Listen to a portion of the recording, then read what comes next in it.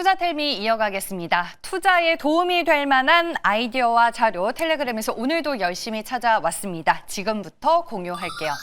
첫 번째 키워드는 콜라보입니다. 오늘 증권사 리포트에서 엔비디아와 현대차의 콜라보를 통한 수혜주를 분석해줬습니다. 관련 내용 체크를 해볼 거고요. 일본과 중국의 싸움에 또 국내 기업은 기회를 넓혀 나가고 있습니다. 실질적으로 어떤 기업들이 수혜인지 애널리스트의 코멘트 전해드리겠습니다. 마지막으로 내일 새벽에 미국 쪽에서 또 하나의 이벤트가 예고가 됐습니다. 어떤 이벤트인지 생성형 AI들과 시나리오를 작성해봤습니다. 첫 번째 내용 함께 보시죠. 시장에서 로봇 쪽은 계속 이슈와 모멘텀이 있는데요. 오늘 IBK 투자증권에서 아주 재미난 제목의 리포트가 나왔습니다. 젠슨 왕이 현대차를 선택한 이유. 딱 봐도 읽고 싶은 제목이었는데요. 내용을 보면 리포트는 이 협력이 단순한 GPU 판매가 아니라 디지털 AI에서 피지컬 AI로의 대전환을 상징한다라고 분석을 하고 있습니다. 지금 AI 시대는 피지컬 AI 시대로 넘어가고 있습니다. 이는 AI가 로봇, 자율주행차, 스마트 팩토리처럼 실제 물리적 세계를 움직이고 제어하는 단계를 의미하는데요. 엔비디아 CEO 젠슨 황도 미래에 대한 생산 가능한 로봇을 자동차, 드론, 휴머노이드 세 가지로 꼽았는데 이 중에서 가장 먼저 현실화될 산업이 바로 자동차입니다. 잘 아시다시피 엔비디아는 글로벌 자동차 제조사 중에 유일하게 현대차에 블랙웰 GPU 5만 장이라는 구체적인 수량을 공급하기로 약속을 했는데요. 현대차는 이 5만 장의 블랙웰 GPU를 기반으로 AI 팩토리를 도입하고 옴니버스 플랫폼을 활용해 제조, 물류, 자율주행, 로보틱스 전반의 디지털 트윈을 구축할 계획입니다. 그럼 엔비디아가 수많은 글로벌 OEM 대신 현대차를 선택한 이유는 뭘까요? 기술적 우월성보다 구조적 적합성 때문이다라고 리포트에서는 얘기를 하고 있습니다. 이게 무슨 말이냐? 현대차 그룹은 차량 제조뿐만 아니라 로보틱스, 물류, 제조를 모두 그룹 내에서 수직 통합하고 있습니다. 이 구조 덕분에 제조 라인, 이송 로봇, 물류, 차량 주행, 그리고 로보틱스에서 발생하는 현실 데이터를 엔비디아의 AI 플랫폼에서 학습, 검증, 배포, 재학습하는 순환 구조로 구축을 할 수 있습니다.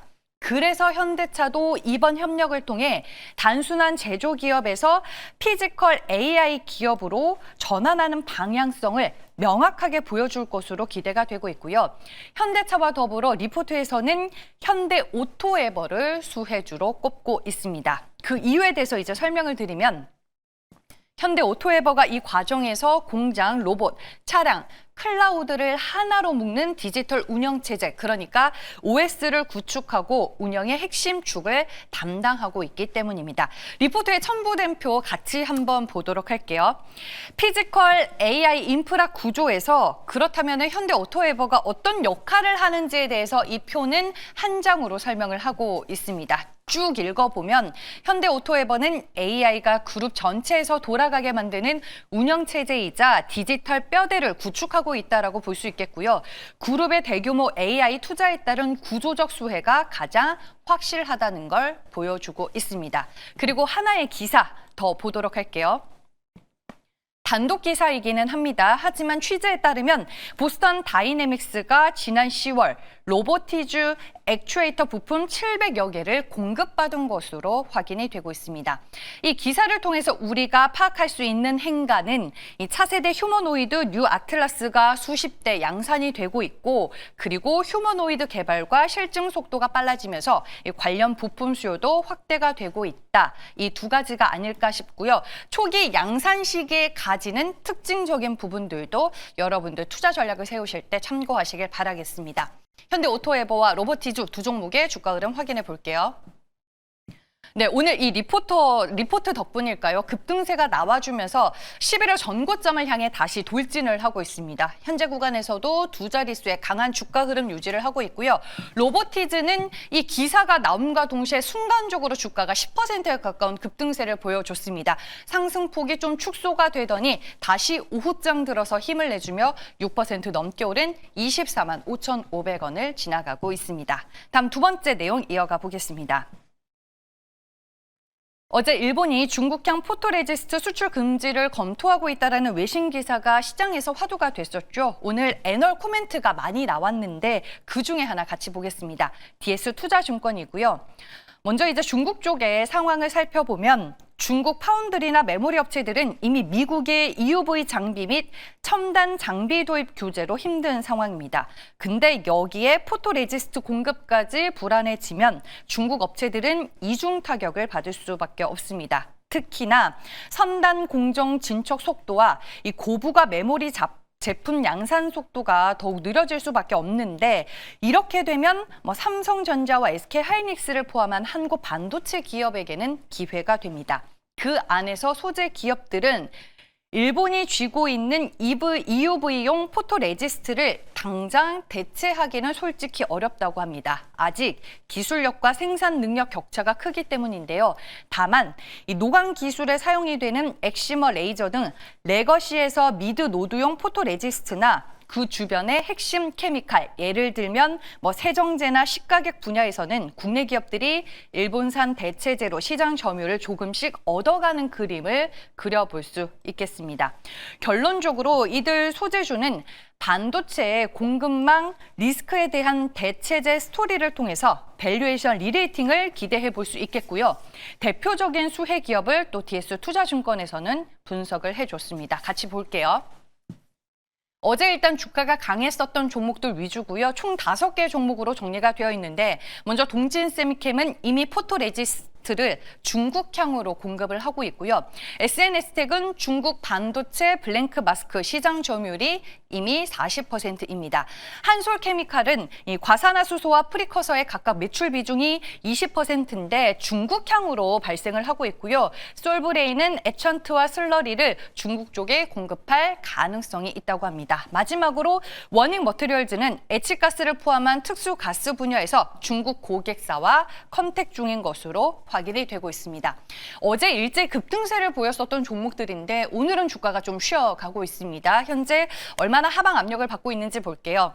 네, 어제 급등이 과했던 탓일까요? 일단은 오늘 좀 쉬어가는 분위기가 연출은 되고 있습니다. 모든 종목들이 파란불인데 하지만 여기에서 우리가 결론을 얻을 수 있는 건 이번 일본의 규제 움직임은 중국이 원치 않아도 한국 소재 기업들에게 물량을 넘겨줄 수밖에 없는 구조적 수요를 창출하는 효과를 가져온다. 이거는 우리가 기억을 해둬야 될 것 같습니다. 마지막 내용입니다.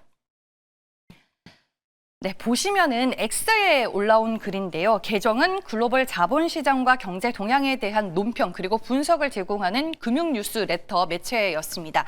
번역을 해보면 트럼프 대통령이 미국 동부 현지 시간으로 화요일 오후 2시, 그러니까 한국 시간으로 수요일 오전 4시에 중대 발표를 한다고 밝혔다입니다. 이 중대 발표가 뭘까 고민을 하던 찰나에 루팡 텔레방장이 각각의 생성형 AI에게 물어봤습니다. 먼저 제미나이는 베네수엘라 관련 최후 통첩 또는 군사 조치와 우주군 사령부의 이전 그리고 국경과 망명 정책에 관련된 행정명령이 발표될 것이다 라고 예상을 했고요. 챗 GPT는 차기 페드 의장의 지명 발표와 관세 및 무역 조치 그리고 제미나이와 동일하게 베네수엘라와 관련된 군사 조치일 거라고 예상을 했습니다. 마지막으로 그록도 있습니다. 역시나 베네수엘라와 관련된 내용을 언급을 했고 그 외에 챗 GPT와 동일하게 페드 의장 교체에 대한 힌트와 비트코인 관련된 규제 완화 그리고 국경 강화에 대한 정책일 것으로 추측을 했습니다. 네, 보시는 것처럼 생성형 AI들이 공통적으로 베네수엘라 군사 조치를 예상을 하고 있는데 과연 이게 들어맞을지 어떤 발표가 나올지는 내일 한국 시간에 새벽 4시에 확인을 해볼 수 있을 것 같습니다. 네, 방산주들 네, 오늘 전체적으로 방산주들 좀 쉬어가는 움직임들이 계속 이어지고는 있는데 네, 기본적인 방산 관련주들은 아니죠. 네, 오늘 전체적으로 현대로템을 포함해서 일단은 방산주들은 쉬어가고 있는 움직임인데 내일 어떤 중대 발표가 나올지에 대해서는 좀 체크를 해보시길 바라겠습니다. 세 가지 이슈들 모두 전해드렸고요. 이제 MBN골드 최원동 매니저 만나볼 시간입니다. 안녕하세요. 네, 안녕하십니까. 최원동 매니저입니다. 네, 오늘 시장에서 어떤 부분 가장 중요하게 보셨을까요? 네, 오늘 시장이 코스피 지수가 아주 올라가는 모습이 좀 나아지고 있는데요. 일단 저는 오늘 보시면 이 반도체 기업들이 일부 조정이 나오고 있습니다만은 이 반도체 기업들한테 또 기회가 될 내용이 있어서 그 부분을 좀 말씀드리고 관련 종목을 좀 말씀을 드려볼까 합니다. 일단 어제부터 보시면 지금 중국과 일본이 어떤 무역 분쟁이 되고 있지 않습니까? 중국이 일본에 대한 어떤 문화 보복을 하고 있는 건데 어제부터 이제 일본의 첫 번째 반격, 이 반도체 규제가 시작이 됐죠. 그래서 그런 부분에 있어서 지금 우리의 반도체 기업들이 지금 이 AI 레이저 관련해서 뭐 버블 논란이 나와주고 있는데 오히려 또 다른 쪽에서 반도체가 급등할 수 있는 그런 측면이 될 것 같습니다. 그래서 일본이 이제 반도체 규제를 하게 되면은 그게 우리가 과거에 일본과 일본이 어떤 IT 소재를 규제했을 때 우리의 어떤 반도체 소재를 국산화시키면서 성공했다시피 지금 일본이 중국의 반도체를 규제하게 되면은 그 반사이익이 우리한테 올 거라고 하는 거거든요. 그래서 저는 일본이 포트리스 외에 19종을 수출 통제하기 시작하면서 실제 이게 뭐 통제하겠다라고 한 건 아닙니다만은 지금 중국 외신에서도 나와주고 있거든요. 일단 언론 보도를 통해서 수출 전면 중단한 거로 보이고 있고 이게 꽤 오래 갈 것 같다라고 나와주고 있기 때문에 관련 기업들 그러니까는 일본 대신에 우리가 수출할 수 있는 그런 소재를 만드는 기업들이 수혜받을 것 같다라고 말씀을 드리면서 관련 종목 하나를 좀 말씀을 좀 드려보도록 하겠습니다. 그러면 그 규제 이슈로 인해서 가장 큰 수혜를 입을 것으로 예상되는 종목 무엇일까요? 네, 일단 종목으로 보시면 현재가가 지금 39,200원인데 동진 세미캠을 먼저 말씀을 좀 드려볼게요. 일단 이 반도체 소재에 있어서 가장 많이 국산화시키는 게 동진 세미캠이다 이렇게 보시면 될 것 같고요. 일단 국내 반도체형 포토레스트 같은 경우는 1등입니다. 신노도 1등이고요. 그래서 반도체 디스플레이용 들어가는 소재를 공급하는데 일단 포토레시스트부터 반사 방지막, 신너, CMP, 슬러리 이런 것들을 공급하고 있고요.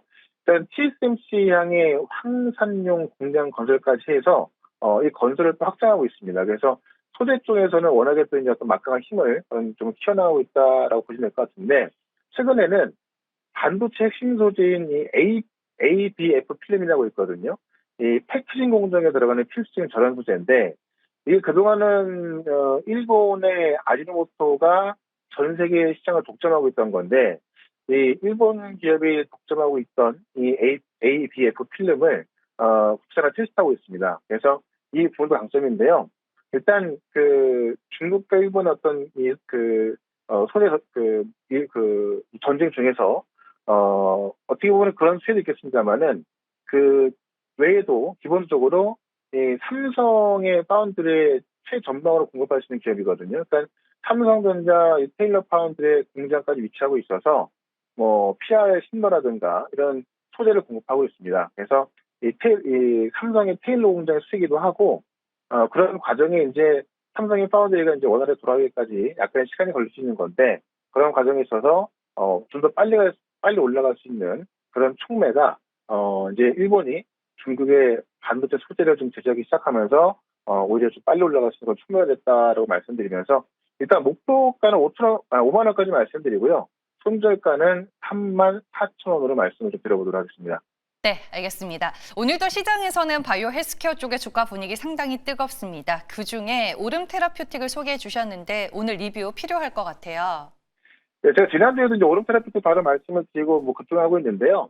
그러니까 오름 테라퓨틱 같은 경우는 이 ADC의 한계를 극복하는 플랫폼이라고 보시면 될 것 같아요. 그러니까 ADC 같은 경우는 이제 이 암세포를 찾아가서 사멸하는 그런 플랫폼을 보시면 될 것 같은데 여기에다가 암세포의 먹이인 단백질까지 분해해서 이중으로 공격하게 되는 거죠. 암세포를 찾아가서 사멸하는 동시에 암세포의 먹이까지 끊기 때문에 효과가 상당히 좋다고 나와 있고 지금 이런 부분은 이제 12월 6일부터 9일까지 지금 미국 혈액학회 열리는데 여기서 또 데이터 공개 예정입니다. 그런 관점에 있어서 지금 어제부터 오늘까지 집중하고 있는데 일단 12월 6일 데이터가 나오기까지는 계속해서 강세를 유지할 것이다라고 말씀드리면서 이 바이오 기업들이 올라갈 종목들이 꽤나 많이 나오고 있거든요. 그래서 뭐 한올바이오팜도 급등하고 있고요. 이 12월 달은 바이오의 달이기 때문에 이 바이오 쪽에 좀 주목을 하시면 좋을 것 같고요. 어제 올려놓은 영상을 좀 보시면은 이 바이오 기업들하고 또 지금 그 일본의 제재에 들어간 반도체 기업들 관련 종목들에서 같이 좀 정리해놨으니까는 유튜브에서 최현덕 검색해서 보시면 되고요. 저는 내일 이 시간에 또 다시 뵙도록 하겠습니다. 고맙습니다.